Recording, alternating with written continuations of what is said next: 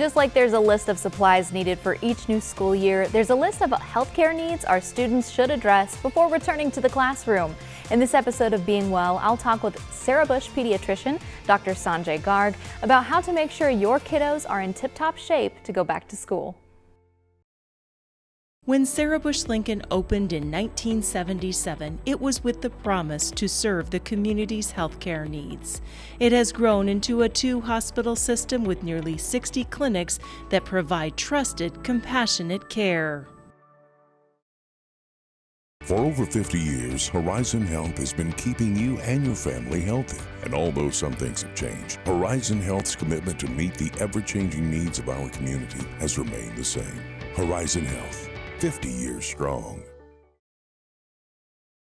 Carl is redefining healthcare around you, innovating new solutions and offering all levels of care when and where you need it. Investing in technology and research to optimize healthcare, Carl, with Health Alliance, is always at the forefront to help you thrive.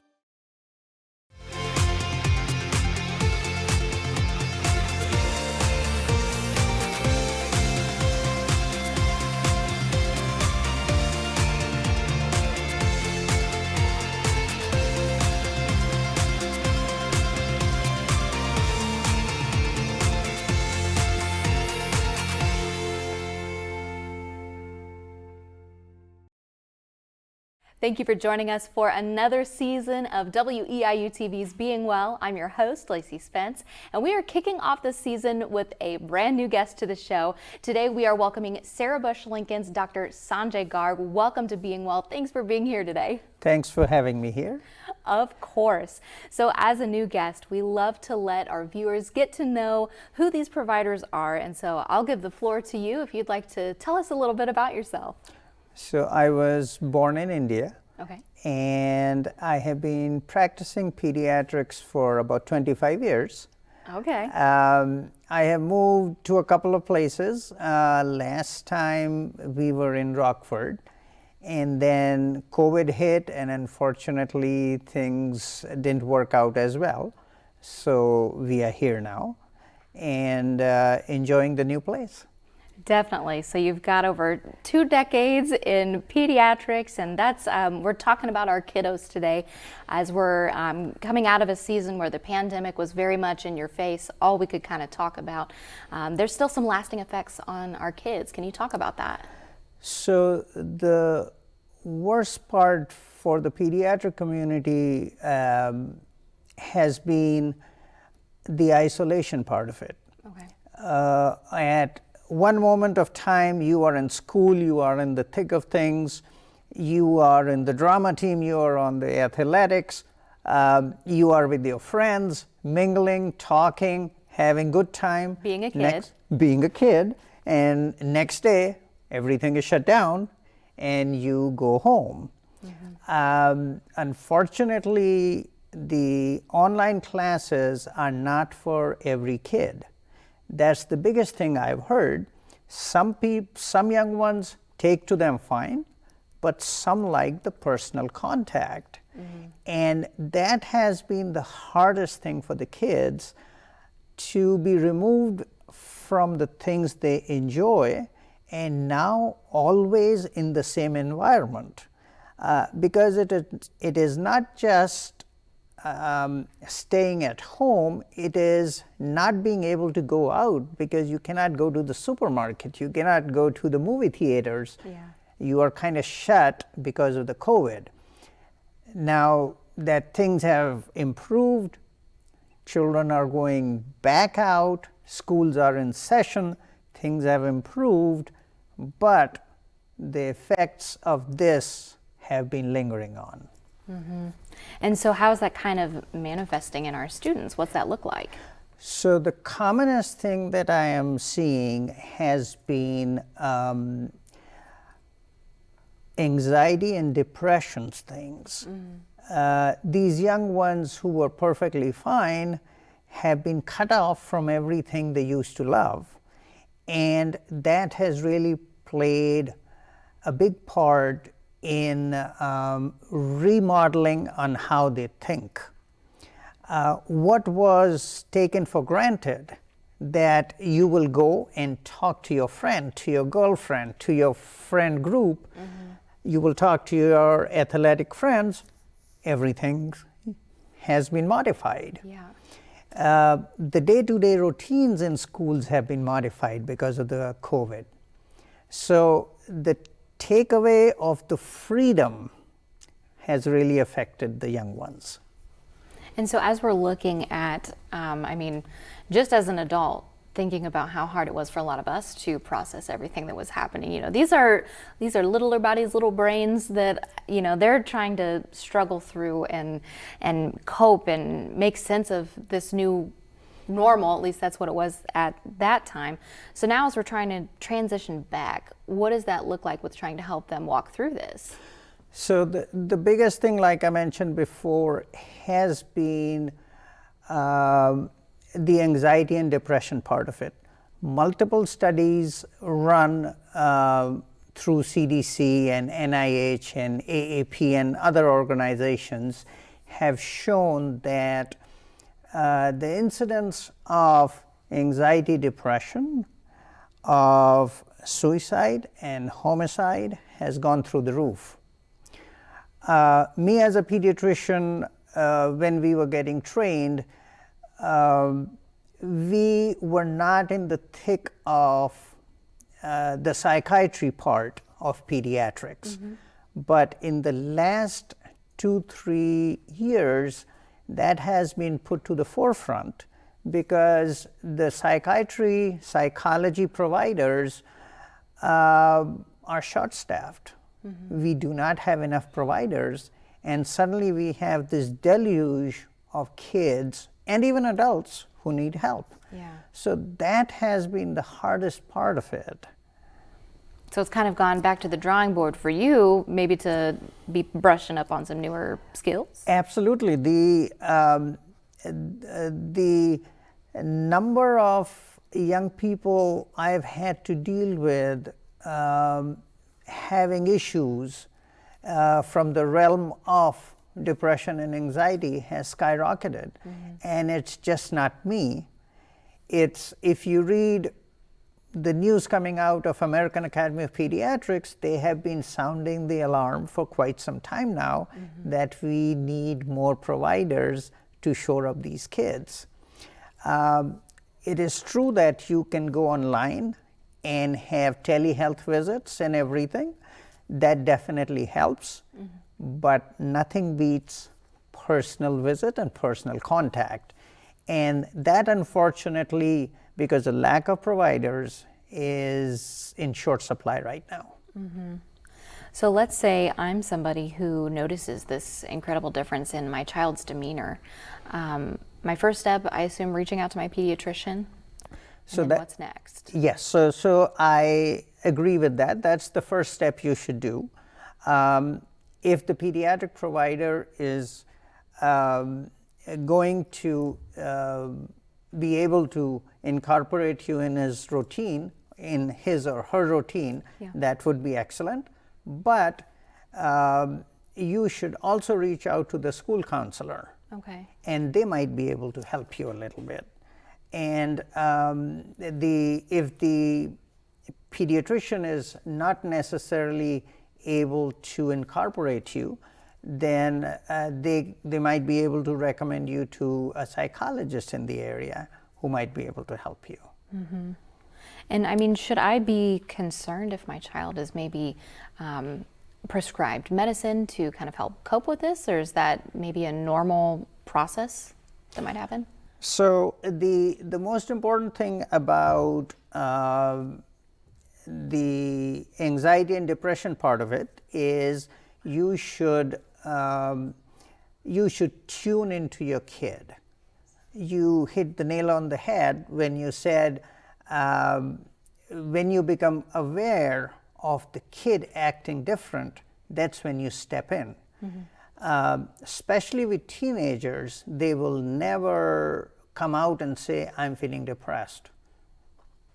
They usually, as they get older, they become more private.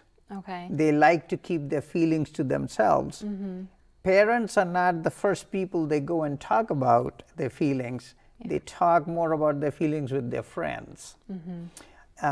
So it is extremely important for parents to tune in. Always go to the child and say, is there something you want to talk about? Are you feeling all right? I know the world, it seems to be falling apart, but things will be all right if we talk. So the communication is the most important thing. The other things to watch out would be if they were out into sports, they are not playing as much sports, they want to withdraw. If they had friends, they don't want to talk as much, they want to withdraw. Their grades might be falling down. So all of these things are red flags for parents to tune in and say, hey, something is happening, we should probably step in. Teenagers at times will act up and say stuff like, I don't care anymore. The world would be a better place without me. I wonder how many people will show up when I pass away. Stuff like that. So please do not say that this is a teenage tantrum. The teenager is probably asking for help. And so treat it that way and try to work with your teenager. Nothing beats communication. And I like that you're saying this and also talking about maybe seeking a provider in some instances, because I remember being a teen, and sometimes it's a little uncomfortable to talk about certain topics with your parents, since they're the folks who may discipline you. And if you're trying to work through something, having that unbiased party who can also listen for those warning signs that if there is a risk of self-harm, then they know next steps probably better than a lot of parents know what to do next. Right. So of course, the 988 number has come out where you can call and report and talk to people if there is an imminent danger of self-harm. Of course, you can go to the ER if self-harm is imminent. The problem happens when the accessibility is not there. And you live in an area where there might be a dearth of providers who can deal with this. Yes. With regards to the medication part that you had asked me before, medications, I consider them, if I may use the word, a necessary evil. Okay. Medications, when used at the right time and for the right indication, are the best thing you can do for yourself. But overuse and using them for frivolous reasons is not a good thing. So the medications are safe. They have been used for quite some time and they work well. But you should always do research on your own, but follow the advice of the professional. Of course. Yes. And so also post-COVID, talking about the importance of vaccinations. Can you hit on that as well? So AAP and CDC have come out with the data in the last 3-4 years. The vaccination rate has really gone down. Okay. Even the routine vaccinations are not being accepted by parents. Part of it is the health system came under a lot of strain. People lost a lot of jobs. Health insurance was taken away. So people were either not being able to get into the physician's offices, or they were not going to because they didn't have insurance. And number 3 was there was a lot of misinformation out there. So everything combined together, end result is children did not get their routine vaccinations. So there is a big push right now by American Academy of Pediatrics and rest of the medical societies for the kids to go in and get their routine vaccinations. With regards to the new vaccination on the block, of course, the COVID vaccine, it was developed in record time and was safe and effective. The issue was that a lot of people had questions about its safety because it came on the market so fast. What I can tell people is that this has been one of the most widely distributed vaccines in the world as we speak. Research has shown that majority of the side effects of a new vaccine happen within 6 weeks, and within 6 months almost all of the effects can be seen. This vaccine has been on the market for 2 years. Side effects have been well documented. The side effect of the cardiac involvement, myocarditis, was mainly seen with the Johnson & Johnson vaccine, not with the other vaccines on the market. And Johnson & Johnson vaccine is no longer available in US. So what I can tell you is this is a safe and effective vaccine. Please accept it. It'll most likely stop you from going into an ICU. And that's what the purpose of the vaccine is, because the virus is changing so fast. The vaccine is finding it a little bit difficult to keep up with it, but because of cross protection, it is definitely stopping you from going into the hospital. And not only that, it stops the chances of long COVID. And I think it's great that you're kind of hitting on that, the efficacy, because there's some folks who maybe aren't fully sold on it, considering you can still contract the virus, but like you said, at a lesser level. Yes, yes, yes. I would like to say it again. The main purpose of the vaccine as we speak today is not only to prevent infection, but to stop you from getting into the hospital and getting on a ventilator and having a bad outcome. Sure. And the vaccine has been quite successful in that. With the changing virus, not so much in 100% preventing the infection, but studies have borne out the fact that vaccinated people were much likely to end up in the hospital and ICUs. Gotcha. So let's say I'm a parent, and obviously we were in the thick of things for a couple of years, and I'm not sure if my child is up to date on all of the routine shots that they're supposed to be getting. How do I sort that out with my provider? Okay. So one thing you can do is you can go to 2 sites. You can go to aap.org or you can go to cdc.gov. Okay. And look at the routine vaccination schedule. It is freely available, and you can see what vaccines have been given.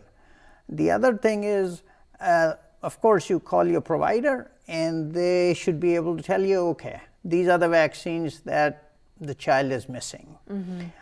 One thing I would also like to point out is a lot of people had concerns about the vaccines, and instead of going to reputable sites like American Academy of Pediatrics or CDC or medical societies, they sometimes try to do the research on Google and Facebook.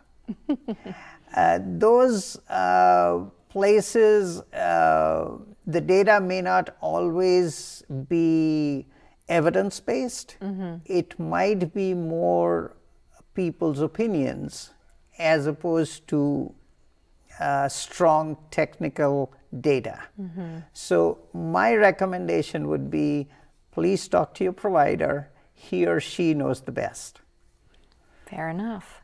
I think we should pivot now, and I'd like to talk about re-socializing our young kids. We've talked about how being isolated has been a huge barrier to connection, but it's also a huge barrier to development. So when we talk about having to reintroduce our kids to the community, again, I go back to the same point I made before, is communication. Nothing beats communication. If you can have those channels open, the kid can tell you what he or she wants. Going back to the school has lifted a big load off these kids' heads, shoulders. They are now going back into the normal routine. We can reintroduce them to sports. We can reintroduce them to theater. We can reintroduce them to community networks. Those are the things that will bring normalcy to their lives. Going to the library, going to the movies with the theaters being open, letting them go out with their friends. That's how you go back into the normal society.